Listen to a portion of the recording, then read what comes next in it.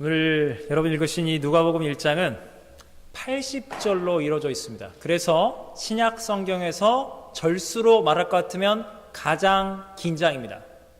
이게 성경 퀴즈대회 이럴 때 보면 난이도가 낮은 그냥 몸풀기 문제로 나옵니다. 뭐라고요? 누가복음 1장 80절이다. 여러분 기억해 놓으시면 큰 도움이 될 줄 믿습니다. 여기 보시면 데오빌로 가카라고 나옵니다. 가카예요. 이게 로마이든 그리스이든 총독 관리급입니다. 지배계층이죠. 엘리트층이죠. 부자죠. 소위 기득권이라는 겁니다. 근데 그 사람에게 예수님의 복음에 관한 것을 적어서 알게 한다는 거예요. 여러분이 아셔야 할 게 누가복음은 있잖아요. 가난한 자를 위한 복음서라고 합니다. 여기에는 성령이 강조가 돼요. 기도가 강조가 돼요. 그 유명한 부자와 거지 나사로의 이야기가 누가복음서에 나오잖아요. 참 재밌지 않습니까? 가난한 자는 성령님을 의지하면서 날마다 기도하지 않으면 일용할 양식을 얻을 게 없다는 거예요. 가난한 자에게 하나님 나라가 들어간다는 거예요.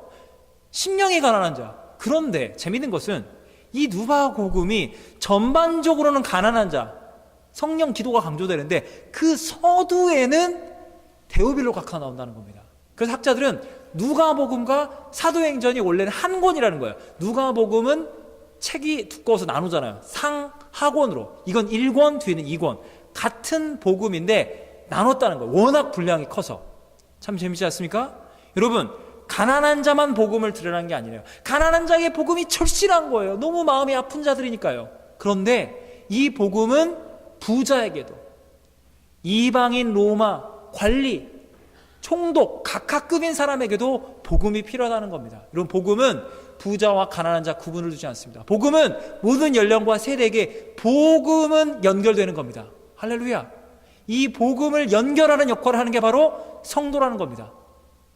그런데 이 누가복음 1장뿐만 아니라 마태, 마가, 누가, 요한 복음서의 1장 앞부분에 뭐가 나오죠? 누가 나오죠? 세례요한이 등장합니다. 세례요한의 역할은 한마디로 말하면 구약 성경과 신약 성경을 연결하는, 구약의 선지자들의 그 하나님 나라의 그 경주의 바톤을 이어받아서 오시는 왕이신 예수님 앞에 엎드리는 구약의 완결판, 구약의 모든 예언은 예수님께로 간다는 것을 인격적으로 증언한 바로 세례요한, 구약과 신약을 연결하는 그 역할을 하고 있습니다.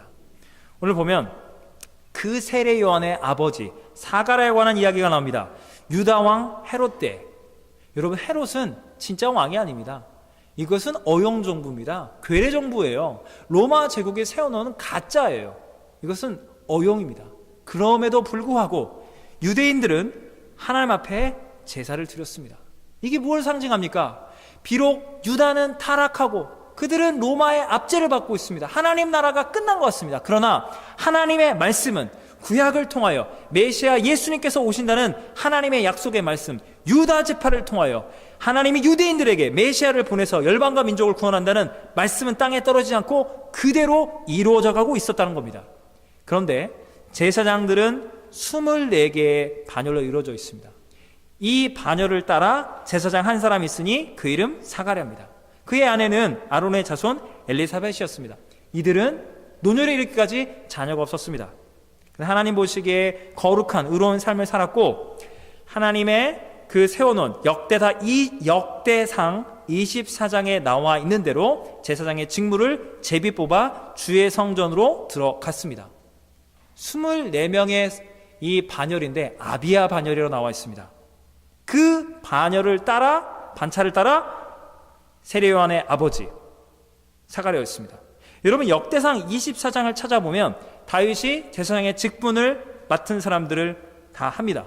24명이 등장합니다. 그래서 24장 7절 보면 첫째로 제비 뽑힌 자는 여호와 이르비요, 10절에 보면 여덟째는 아비야요.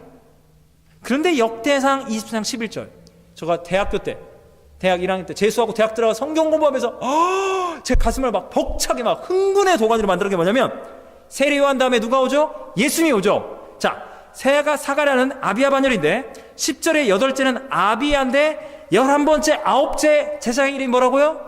예수와. 목사님 너무 단순화시키는 거 너무 기계적 도식인 것 같습니다. 맞습니다.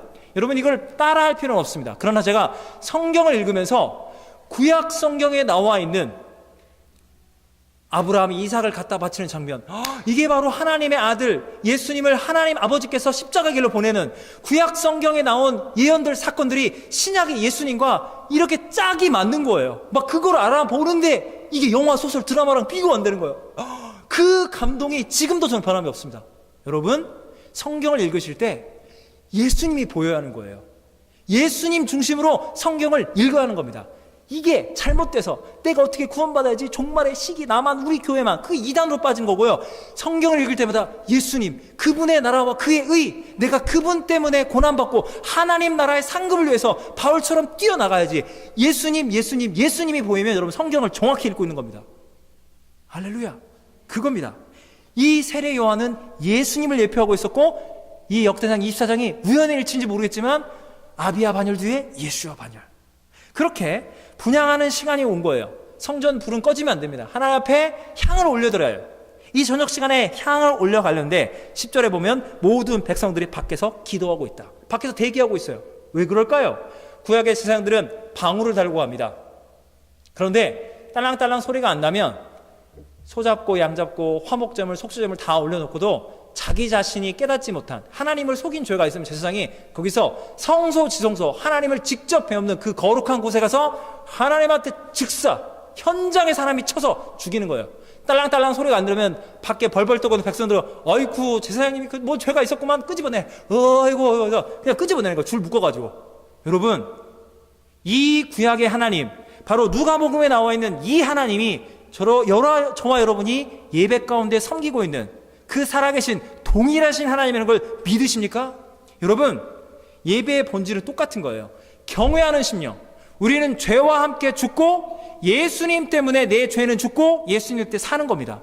똑같은 본질인 겁니다. 주님을 경외하는 심령 없이 예배가 그냥 뭐 분위기 좋아, 아유 사람들이 많이 모이는가 봐, 그냥 뭐 예배 보러 왔어요. 이건 예배를 모르는 겁니다. 그분은 살아계신 하나님 못 만나는 거예요. 내 죄 때문에 예수님이 죽으셨구나. 죽음과 생명, 죄와 은혜, 하나님의 나라를 경험하는 경외하는 심령으로 여러분 한 사람 한 사람이 만인 제사장, 그리스도 예수 안에 제사장이 되어서 여러분의 삶 전체를 산 제물로 드리기 위해서, 살아계신 하나님을 만나 뵙기 위해서 예수님의 복음을 붙들고 여러분은 여기 나와 있는 겁니다. 백성들은 떨면서 막 있었어요. 근데 제사장이 그러니까 하다가 걸리면 죽잖아요. 빨리 향을 드리고 이제 직무 마쳤다, 오늘 또 살았다, 그리고 나오려는데 주의 사자가, 천사가 향단 우편에 딱 있는 거예요. 이건 뭐야? 혹시 천사가 너 죄가 있어? 그러면 죽는 거잖아요. 완전히 충격을 받고 사가랴가 떨고 있는 거예요. 천사가 뭐라 말합니까? 무서워하지 말라. 너를 죽이려고 하나님이 보낸 게 아니야. 이 하나님을 만나 뵙는 게 너무 두려운 거예요.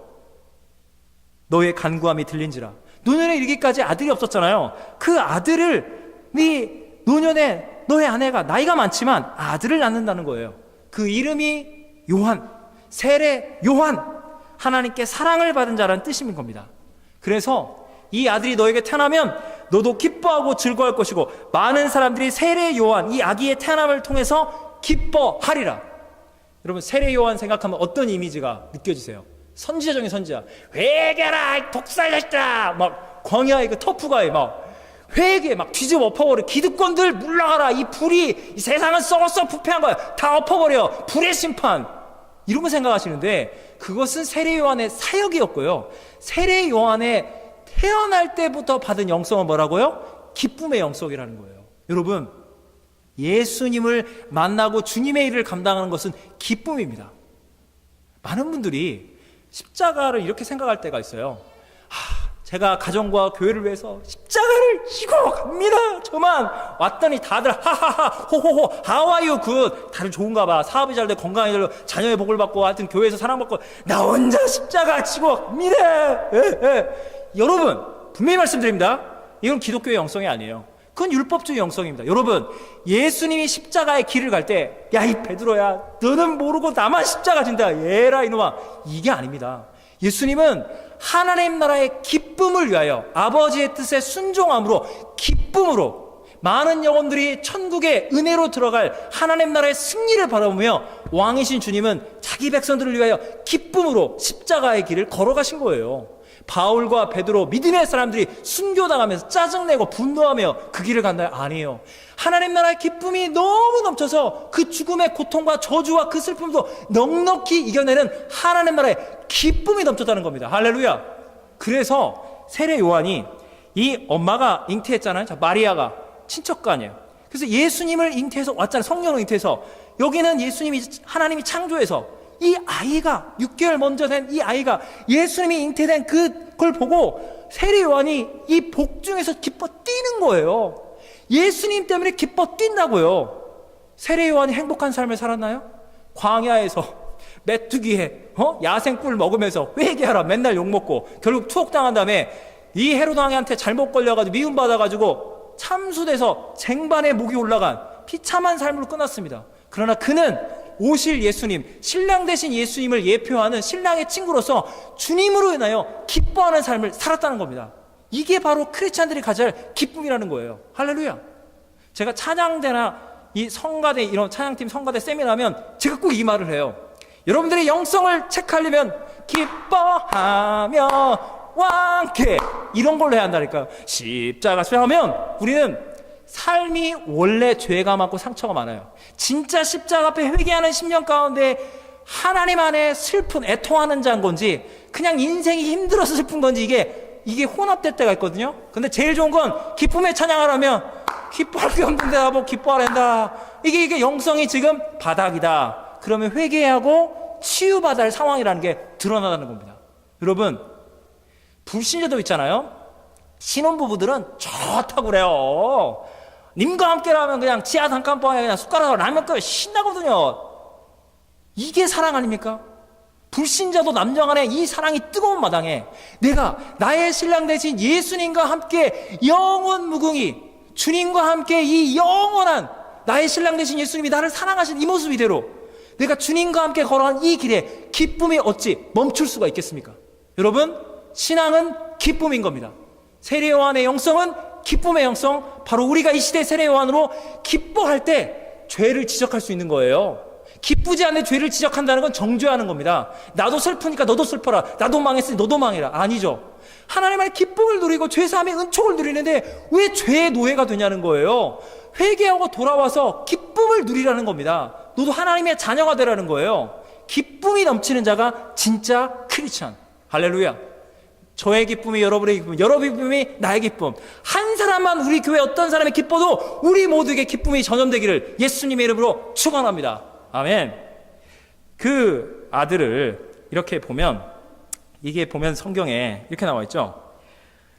모태로부터 성령의 충만을 받아 주 앞에 큰 자가 되어 포도주나 독한 술을 마시지 아니하며. 이게 나시린의 전통을 따릅니다. 독한 술이 나와 있는데 여러분 옛날 성경 보면 개역판에 보면 여기 뭐로 나오는지 포도주나 소주. 제가 성경을 공부할 때 소주가 나왔네. 예수 믿어 소주구나 한다니까. 그 소주가 그 소주가 아니라 독한 술인데 그렇게 번역을 했던 것 같아요. 여러분, 나시린 기간 동안에는 그 기간 동안에는 포도주 한 방울도 마시지 않습니다. 예. 여러분, 불신자도 있잖아요. 내가 만약에 어디 무슨 특수 요원으로 뭐 가야 한다든지 대수술을 맡아야 한다든지 뭐 세계적인 대회를 맡아야 하는데 아무리 그 사람이 술고래여도 술 끊고 경기에 참여하는 거예요. 금메달을 따낸다면 그런 겁니다. 완전히 정결한 상태이기 때문에 완전히 경계 딱 하나님께 집중해야 하기 때문에 다 끊어버리는 거예요. 모태로부터 성령의 충만을 받아. 그래서 여기서 그 유명한 모태신앙 그럽니다. 제가 이 부분 꼭 정리를 하겠습니다.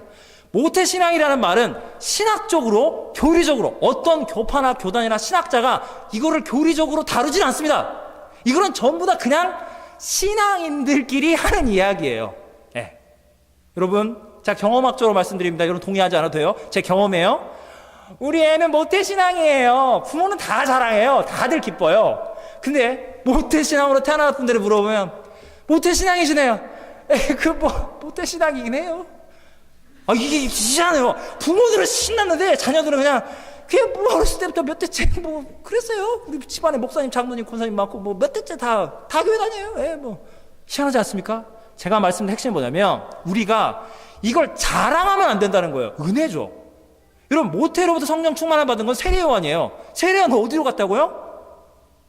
순교의 길을 갔단 말이에요. 그러니까 이걸 너무 자랑한다는 건 내 아들 세례요한 만들겠다 문자적으로 그러면 안 됩니다.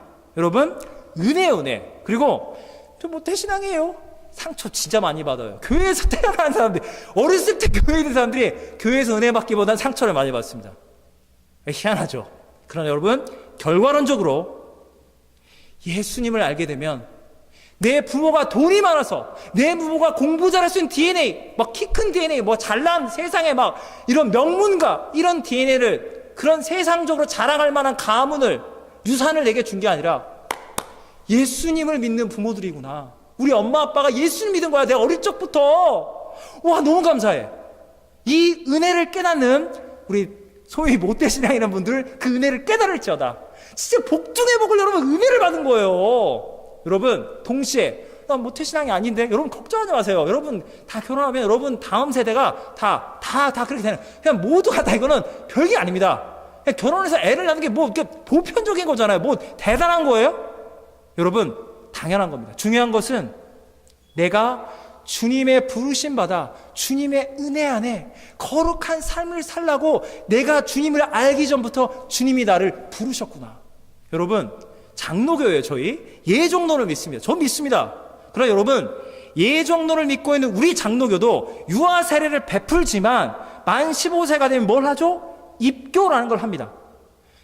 입교하면 저기 서 있다 앉았다 그러니까, 나도 세례 받고, 세례는 넌 받은 거야 어릴 때. 근데 좀 뭔가 아쉬운 거예요. 여러분, 영적으로 똑같다니까요.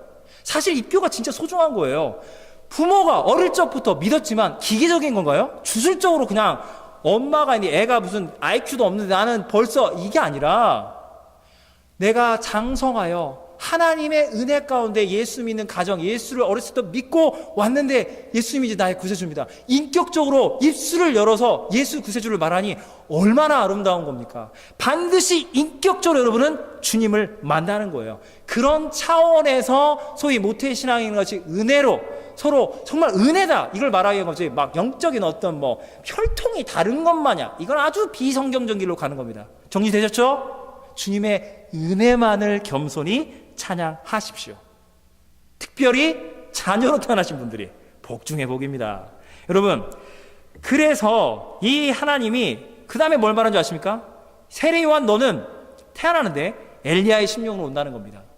구약과 신약을 연결한 세례요한, 말라기서 4장 5에서 6절을 보면 이 엘리야의 심령으로 와서 부모의 마음을 자녀에게, 자녀의 마음을 부모에게로 돌이킨다라고 나와 있습니다. 근데 오늘 본문 보면 아버지의 마음을 자식에게만 나와 있어요. 둘 중에 왜 이것만 선택했을까요? 다 나와도 되는데 그 이유가 있습니다. 여러분, 구원이라는 것은 하나님 아버지의 마음을 깨닫는 거예요. 우린 타락한 자녀예요. 탕자예요. 탕녀예요. 세상 갈 길로 갔는데 하나님 아버지가 자기 아들 예수, 독생자 아들 예수님을 십자가 길로 보내서 그 피로 우리를 값주고 사는 거예요. 우리 회개시켜서 아버지께로 돌이키게 만드는 겁니다. 할렐루야. 동시에 아까 제가 모태신앙 그 이야기를 했어요. 여러분, 내가 예수를 믿는 부모인데 다음 세대, 자녀든 자녀 세대들이 세상의 꿈을 찾아 자기의 꿈을 실현한다, 자기 실현, 세상의 가치관, 이거 돈 많이 받는, 이거 아이돌, 와우, 폼나, 그 길을 가는데 우리가 부모로서, 부모 세대로서 권위를 가지고, 부모가 말하는데 어디서 이런 거 마시고요, 말씀을 가지고 눈과 눈을 맞춰서 하나님 아버지가 아들 예수님을 인간이 되어서 인격적으로 우리가 대화한 것처럼, 아들아, 딸아, 하나님 안에서 네 꿈이 이루어지면 어떨까? 네가 갈 대학, 네가 갈 진로, 네가 가고 싶은 사업이든 뭐든 그 꿈이 복음 안에서 가정과 교회, 하나님 나라를 섬기는 가운데 그런 일이 이루어지길 바래. 하나님은 너를 진정 사랑하거든. 아빠가 물질이 없다, 아빠 대단한 사람 아니야, 그러나 예수님의 복음을 너에게 말하고 싶은 거야. 주님을 경외하고 주님을 사랑하실 복중의 복이란다 라고 우리는 거스리는 자녀들이에요. 근본적으로 우리는 하나님 아버지의 마음을 아프게 합니다. 그러나 우리가 영적인 부모, 진짜 부모인 분들, 진짜 하나님 아버지의 마음을 품고 아이들에게 다가가는 거예요. 권위로 꺾지 마세요. 하나님의 사랑을 가지고 권면하세요. 내가 너를 위해 끝까지 기도할게. 그 아이들의 마음이 하나님 아버지의 마음으로 돌이키도록. 그래서 우리는 거스르는 자들, 불순종하는 교만한 자들인데, 어떤 복음에 대해 질문할 때 온유하게 답변하고 끝까지 긍휼한 마음을 품고 있는 지혜로운 의인이 돼서 하나님 나라로 한 사람씩 인도해서, 세례요한은 첫 번째 오실 예수님을 예비했다면 우리는 이 시대 세례 요한이 돼서 다시 오실 예수님 주의 길을 예비하는 거예요. 주님이 오시는데 우리 모두가 다 부귀영화를 다 누리는데 예수님의 복음을 잃어버렸어요. 이런 심판밖에 안 남습니다. 그러나 우리가 세례 요한처럼 주님의 길을 예비하면 주님 오실 때 복음 안에 있을 때 우리 모두에게 하나님 나라가 예비되어 있는 겁니다. 그 지혜로운 의인의 길로 저와 여러분이 가시기를, 세례 요한의 세대가 되시기를 예수님의 이름으로 축원합니다. 그런데 재미있는 건 가브리엘 천사가 나타납니다. 이 가브리엘이 뭐라 말합니까? 나는 하나님이 보내신 자라. 사가랴가 이렇게 말합니다. 제 아들이 세례 요한이 되고 주의 길을 예비한다고요? 아이고, 저는요, 저 일단 나이가 많고요, 제 아내도 노년에 이르러서 그거 불가능한 것 같습니다 라고 이러는 거예요. 그래서 천사가 자기 아이디를, 증명서를 딱 보여주는 거예요. 나 가브리엘 천사인데 하나님의 말씀을 안 믿어. 너 안 믿었어. 너는 이제부터 심각한 언어장애, 말을 못하게 될 거야. 그러나 아이가 태어나면 하나님 말씀이 이루어질 때 너의 혀가 맺힌 것이 풀어지리라 라고 나옵니다. 여기서 가브리엘 천사가 나옵니다. 가브리엘 천사는 유대교에도 등장하고 기독교에도 등장하고 무슬림도 등장해요. 무슬림의 교회는 코란 있잖아요. 그 가브리엘 천사가 와서 모하멧에 말한다면 모하멧이 뭐 밤새 들어가지고 즉시로 거기서 구술을 한 거예요. 여러분, 무슬림들은 니네 기독교는 뭐 바울이 썼다, 뭐가 썼다, 뭐 모세가 썼다, 인간들이 썼다는데 우리는 바로 가브리엘 천사에게 직통 계시 받아서 따다닥 적었다. 우리가 진짜 신의 말씀이다. 이러고들 있는데요. 제가 분명히 말씀드리겠습니다. 저기 중동에서 오신 분 안 계시죠? 자, 분명히 말씀드립니다. 천사가 오고 간에 왔는데 그 예언이 예수님의 십자가, 복음을 말하지 않는다면 그건 가짜라니까요. 예수님을 말하고 있는 천사가 진짜 천사예요. 나머지는 가짜입니다. 가브리엘 천사가 말합니다. 나는 하나님의 명을 받고 왔는데 왜 믿지 못하느냐? 못 믿겠어. 이렇게 된 거예요. 여러분은 성경 읽으면서 이런 생각 안 드세요? 아니, 제사장이 돼가지고 세례요한, 아니 노년에 이렇게 아들 달라고 기도했잖아요. 기도했더니 딱 아들을 주고 아내가 막 여보야 이게 안 돼. 아니야 여보, 아브라함을 봐봐. 노년에 하나님이 주신다니까. 딱 아내 붙잡고 믿음으로 딱 해서 천사가 나타나면 할렐루야 아멘입니다. 제가 기도하고 있지 말입니다. 가르쳐서 다 됐군요. 할렐루야. 우리 아들 이왕이면 위대한 주의 종 세례요한 돼서 주의 길을 예비하고 하늘에 상급 싸고 아멘. 주님께 영광. 잘했다. 이럴 것 같은데 사가랴가 안 됩니다. 그거는 그거 까면 안 됩니다. 되게 믿음이 없어 보이지 않습니까? 그런 생각 안 드세요? 여러분, 6절에 보시면 이렇게 나와 있습니다. 믿음이 없어서 불신앙의 범죄로 언어장애를 겪은 거 맞습니다. 하나님 보시기에 완전한 기준에 미치지 못했어요. 죄인 맞아요, 사가랴. 그럼 6절을 보시면 사가랴 제사장과 그의 아내 엘리사벳은 하나님 앞에 의인, 주의 모든 계명과 규례대로 흠이 없이 행하더라. 6절을 보니 당대에 사가랴만큼 엘리사벳만큼 주의 말씀을 그대로 순종한 믿음의 의인이 없다고 나와 있어요. 그런데 하나님의 약속을 듣고 나서 못 믿겠어요. 불순종의 범죄, 심지어 언어장애를 겪게 됩니다. 앞뒤가 안 맞잖아요. 어떤 케이스가 생각나십니까? 의인인데, 믿음의 의인인데 불신앙의 죄를 짓고 말을 못하게 됐다. 구약 성경의 욥을 생각해 보십시오. 욥은 당대 의인이었습니다.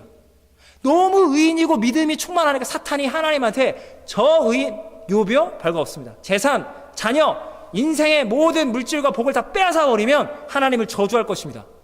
그러면 한번 내기해봐라. 그래서 사탄이 막 저주를 하니까 전 재산이 한 번에 날아가 버리고 자녀들이 다 사고로 죽고 온몸에 종기가 나서 질그릇 조각으로 긁고 있으니 아내가, 사랑 아내가 뭐라 말합니까? 당신의 신앙의 온전함을 언제까지 보이라느냐? 이러고도 당신이 하나님을 경외하는 사람이야? 그게 뭐 하려는 믿음이야? 지금 당장 하나님을 욕하고 저주하고 그냥 죽어버려라 이 양반아. 이게 욥이었다니까요. 그래서 욥의 새 친구가 왔는데 욥을 보고 황망해서 일주일간 아무 말도 못해요.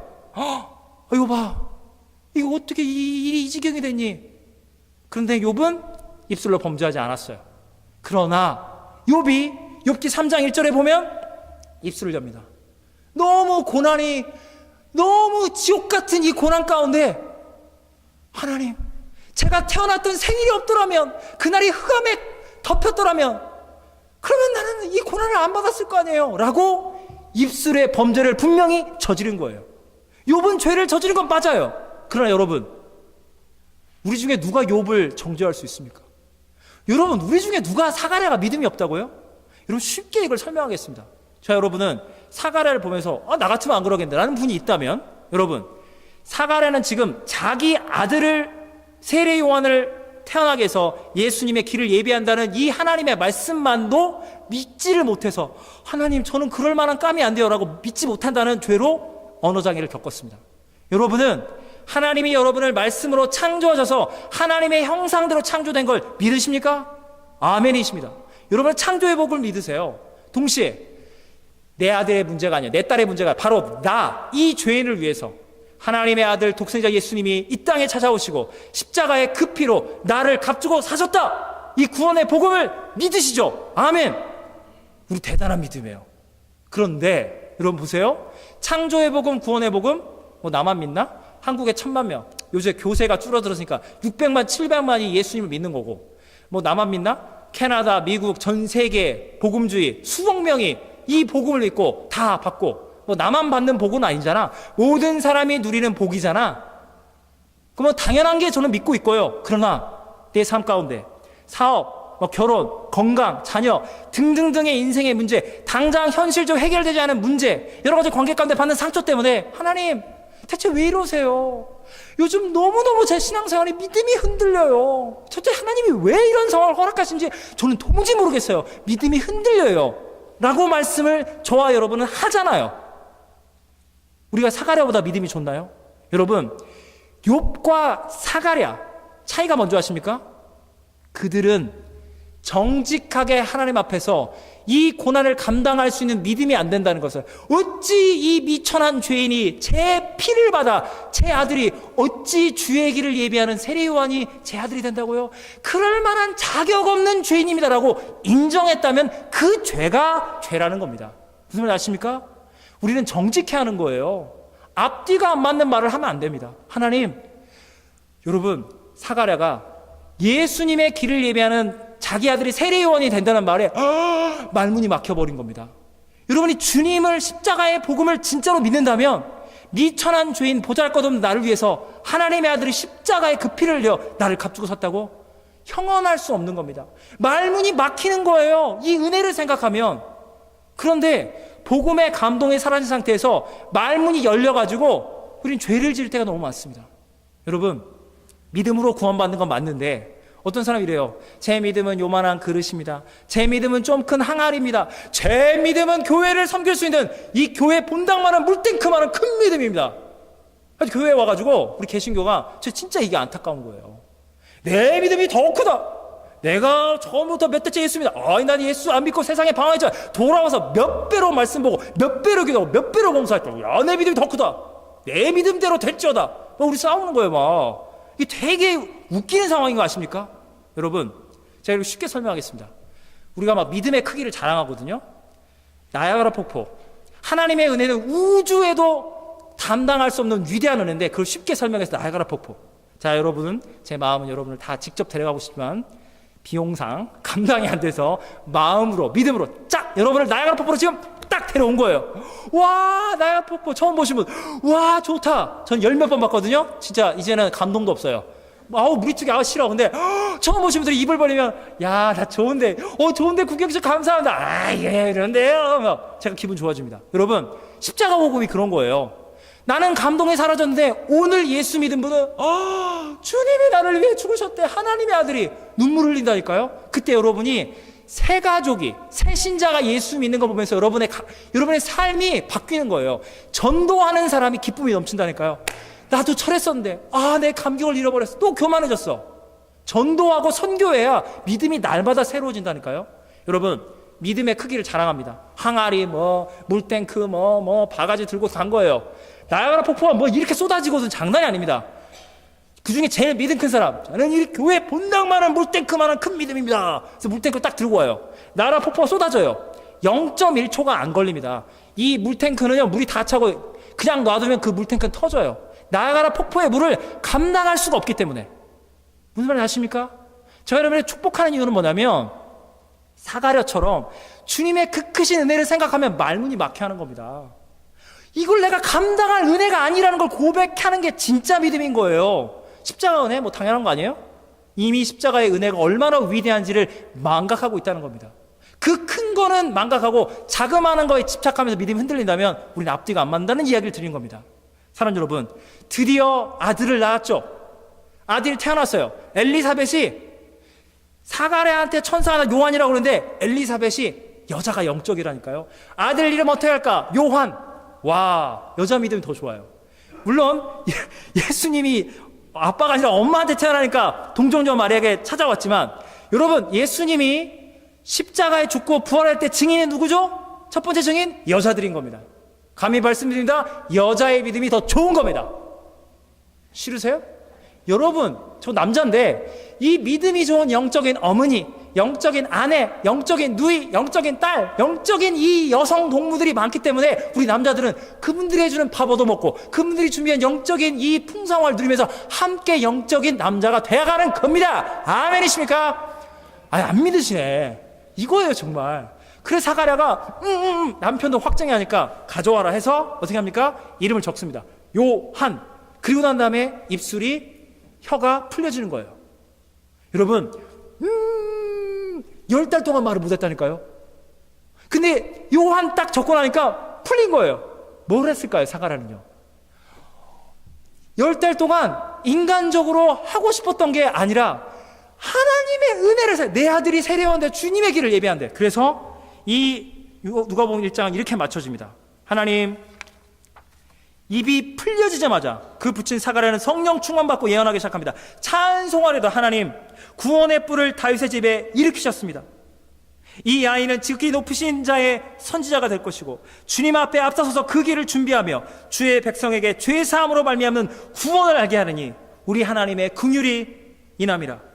돋는 해가 태양이 위로부터 우리 임하여 어둠과 죽음의 그늘에 앉힌 죄인들에게 구원을 전하며 우리의 발을 하나님 나라의 평강의 길로 인도하리로다. 영적으로 축복하는 겁니다. 제가 여러분을 사가랴처럼 육체적으로 되라는 이야기가 아니에요. 주님의 십자가의 은혜를 생각할 때 여러분의 말문이 막히시기를 축원합니다. 주님의 은혜를 생각할 때 말문이 막혀 하는 거예요. 여러분, 입을 열면요, 우리 죄인은 어떤 일이 하십니까? 나 때문에 우리 가정이, 나 때문에 우리 교회가, 나 때문에 헬리팩스가, 하여간에 나 때문에 세상은 잘 돌아가는 거야. 나가 얼마나 네 장난이 아닙니다. 자기 자랑하다 끝나요. 그리고 너 별거 없어, 너 뭐 대단해, 남을 정죄하고 판단하고 욕을 할 때 우리 입술은 막 움직여요. 여러분, 그 입은 닫아야 하는 겁니다. 사가랴처럼 나를 위한 십자가의 은혜를 생각할 때는 말문이 막혀버려야 하는 거예요. 그리고 주님, 내가 말문이 열린다면 주님을 찬양하겠습니다.